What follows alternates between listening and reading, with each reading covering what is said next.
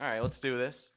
It's Eric and Carson. Hey, to you 5 people listening, if you're not doing anything tonight, come to Jester's. Big Christmas party out there. I'll be out there from 10 to close. And then also New Year's Eve, big party at New Year's Eve. Tickets are $10. Eric will be out there 10 to close. Yes, so absolutely. And close is late out there that night. And it's only $10 to get in. That's actually... That's about the cheapest ticket in town, I bet. Yeah, it's really good. You get like a champagne toast at midnight, and I think there's going to be a buffet, too, after oh, yeah, there's food there tonight, too, by the way. Yep. So yeah, buffet tonight. So come out, free food. That'll be very good. Okay, so I wanted to... let's do a bit here. Obviously, at this time of year, you're always talking about, like, end-of-the-year lists and all those kind of things, and I thought this one was yeah. I thought this one we was... did used to do that crap. Yeah. I forgot about that. Oh, yeah. It's that and play the old... we used to do the game where we actually had where horrible bands would send in like their Christmas. The Twisted Christmas last year was hilarious. Okay, so this is the top 10 wrongest predictions of 2008. Okay. People that were just dead wrong about stuff, and just it's hilarious to look back. Number 1 on this list is actually William Crystal.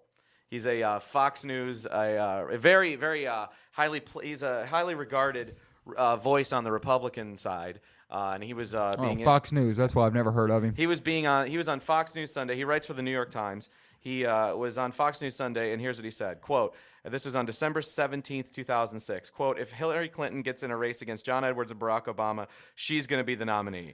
Gore is the only threat to her. Then Barack Obama is not going to beat Hillary Clinton in a single Democratic primary. I'll predict that right now. Yeah. Boy, were you wrong, sir. Now Hillary works for Barack. That was a bad one. How about this one here? This is from Jim Cramer. This makes you wonder about Mad Money Man. This makes you wonder about his ability to pick stocks. Here's the actual transcript of his show on March 11th, 2008.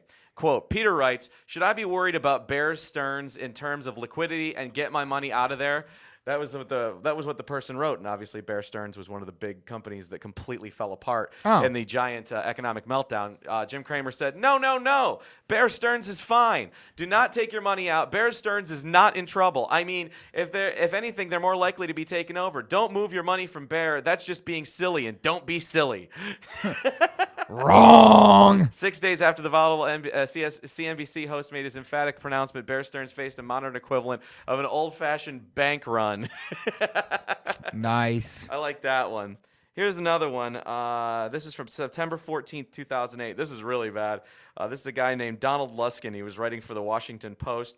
Quote, anyone who says we're heading in a recession or heading into one, especially the worst one since the Great Depression, is making up his own private definition of recession.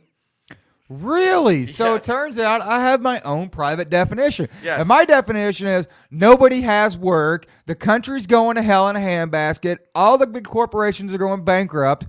Turns out he was right. Yes, very Good right. for him. Yeah, way to go. Dumb fuck. Okay, we're moving on to this one. This one is from Business Week, January 2nd, 2008.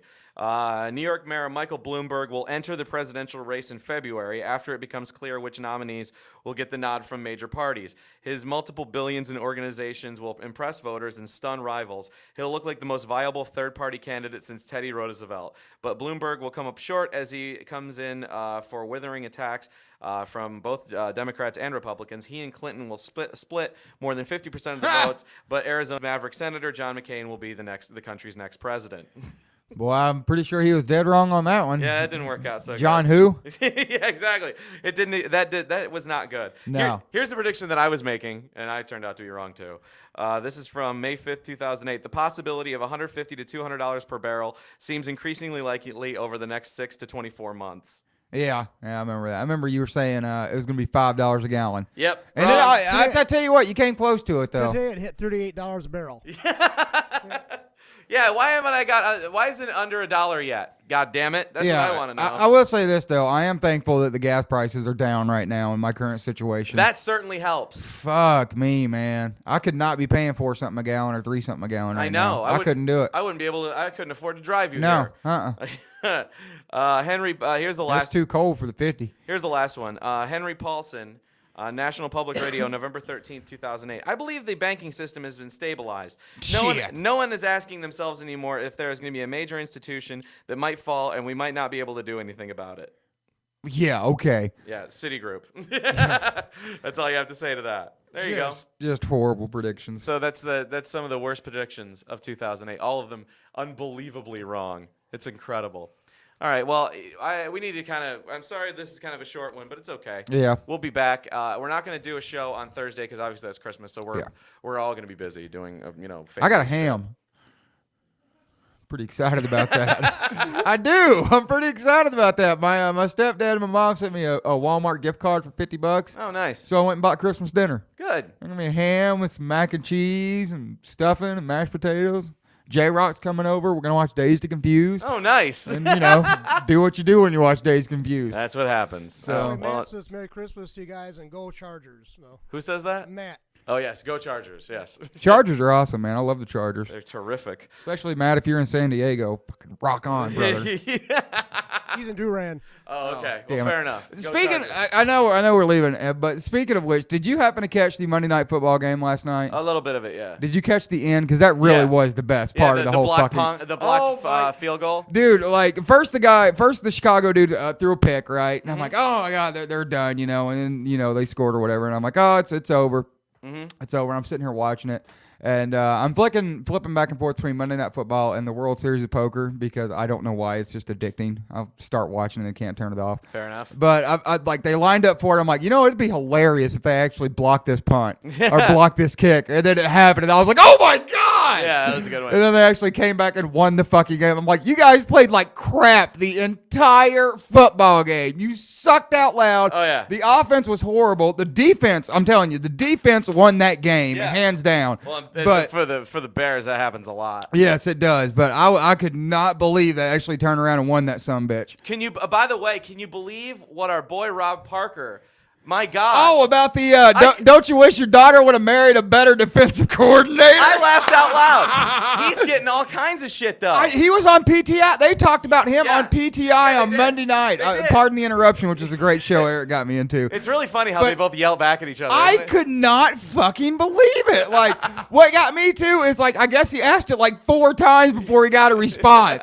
Like, I know Rob Parker. We had the pleasure of working with him 97.1, and he used to come in on weekends when we were working and do stuff. So he's always been a really cool guy. And everybody's giving him a bunch of shit, but if you've ever had the pleasure of meeting Rob Parker, and know Come how on. he is, like that's how Rob Parker is. I mean, he said it as a joke. He apologized for it. Marinelli didn't take it, which is a douchebag move. Yeah. But it was a joke. I could see where it would be funny. I know that it was supposed to be. I did too.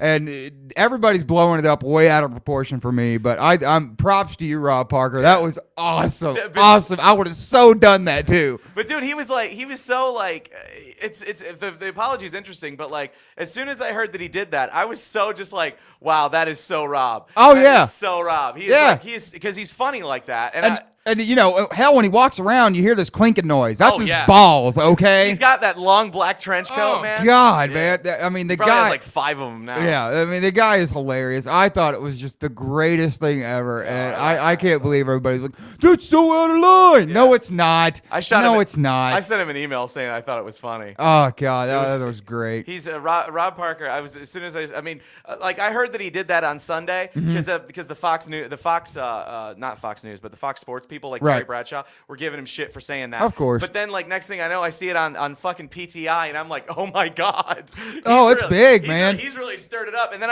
I turned on Sports Talk on the way over to your house, and they're still talking about it. I was like, God Jesus. damn, Rob, you really turned it up this time. I think it's great. Props to him, man. I think he was totally in the right there. I mean, please. especially when you can't lose a fucking game all year. And I imagine that press win. room, after the game, Yeah. is a pretty down place anyway. Yeah. Like, to me, if I was in his shoes, I think that would be a way to lighten up the room. Everybody Yeah. get a little chuckle, and Marinelli just took it way too personal. Yeah, but then again, I will say that like the idea of Rob asking a question like that to kind of be sarcastic, Right. is very much Rob Parker. Oh, God yeah. bless him. I fucking he Yeah, will do it's that. great. Shit. It's great. And I support him completely on that. That's fantastic. I think it'd be hilarious if the coach would have been like, yes, and just left it at that. Like, yes. And people are saying, and they're trying to turn him into Imus for this. I Oh, mean, like, God. dude, I heard racial angles and shit on the radio on the way over How here. is I was it- like, how- stop. Racial my ass. It was obviously meant to be funny. It was a joke, and that's half the problem with this freaking country right now is everything turns into a racial thing. And quite frankly,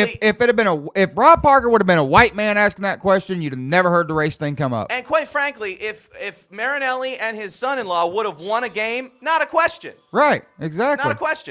So like you don't even have that conversation doesn't even exist unless you're 0-15. Yeah. So like the idea that it's anything involving race is completely stupid. But I'll guarantee you that because this got so much attention, Jesus Christ, his agent must be fucking. Oh, just feeling- coming. Who wouldn't go? That's a guy that I want on my sports radio Hell station. yeah. That Hell is yeah. going to absolutely do something for his career, and I gotta believe that Mark Wilson's probably loving that too, because that could get Parker and the man right back into the mix, because they were great. They've been out of commission for a little bit, And they were a fantastic Those show. guys were just a great show, and just really, really cool guys too. I loved those guys. Those guys were really Go awesome. get Elmon! We filled in for them once. Yes, we did. For Parker and the man, and we enjoyed ourselves when we got to fill in for them. Those guys were fantastic. Love those them. guys. Love them both, All man. right, well, let's get out of here, Carson. We got shit to do. Peace. Yeah, see you later. See you next week. A week We'll from today. we'll be here Tuesday, but I don't know about Thursday. Really? Why? I think that's New Year's Eve. Oh.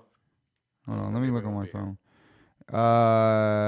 No, we will not be here Thursday. That's actually New Year's Day. Okay. Yeah, we'll be. We'll be here next Tuesday. One day of shows the next 2 weeks. Peace. Peace.